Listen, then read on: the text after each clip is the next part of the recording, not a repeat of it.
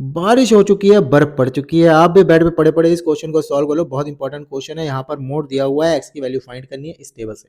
अब हम क्या करेंगे, सबसे पहले मोड का फॉर्मूला लिख लेते हैं, जो कि आपको पता है ये होता है। और आपको इसके लिए क्या चाहिए भाई, इसके लिए मॉडल क्लास पता होनी चाहिए। सबसे ज़्यादा वैल्यू 15 है, यहाँ पर मॉडल क्लास यहाँ लिख देंगे, जो कि क्या है 45 से 60। अब हमें पता है कि लोअर लिमिट जो कि एल हमारी 45 हो जाएगी, एच इसका डिफरेंस होता है, डिफरेंस लिख लेते हैं जो कि आएगा 15। अब हमें पता है कि भाई F1 क्या होता है, जो सबसे मैक्सिमम वैल्यू होगी वही होती है, उससे पहले F0 उसके बाद F2, ऐसे ही लिख देंगे। F1 की वैल्यू 15, F0 उससे पहले x, F2 की वैल्यू 10।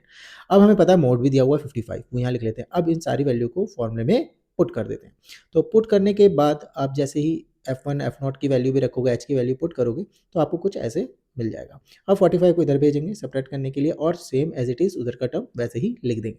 अब ये सब्ट्रैक्ट करके 10 आएगा, 15 इसको अपॉन में भेज के 10/15 इधर हो गया, उधर एज इट इज़ लिखेंगे, कट करेंगे 2/3 और क्रॉस मल्टीप्लिकेशन कर देंगे।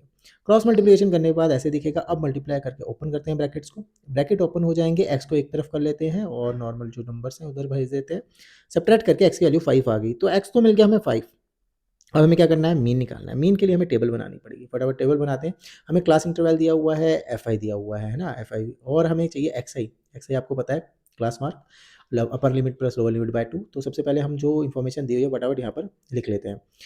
भाई हमें क्लास इंटरवल और फ्रीक्वेंसी दे रखी है ना, तो हम उसको यहाँ पर फिल कर देते हैं। अब हमें एक्स आई चाहिए, दोनों को ऐड करके 2 से डिवाइड, तो आ जाएगा 7.5। ऐसे ही सबको ऐड करके 2 से डिवाइड करेंगे क्लास इंटरवल को, तो ये पूरी एक्स आई आपके पास आ जाएगी।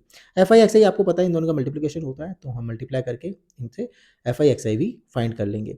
तो कैलकुलेशन बेटा आपको करनी है, और ये कोई बड़ी कैलकुलेशन नहीं, मल्टीप्लिकेशन है, आप भी कर लोगे आराम से। अब हमें पता है फॉर्मूला में इनका क्या होता है, sigma F I x I upon में सिग्मा एफ आई। तो सिग्मा एफ आई एक्स आई इसका सम होगा, फटाफट कर लेते हैं इन दोनों सबका सम, कैलकुलेटर से कर लेना। मेरे पास है, आपके पास नहीं है भाई, आप करना है। और ऐसे सिग्मा एफ आई का सम कर लेंगे, जो कि आपको पता है क्या होगा, फटाफट करो 59।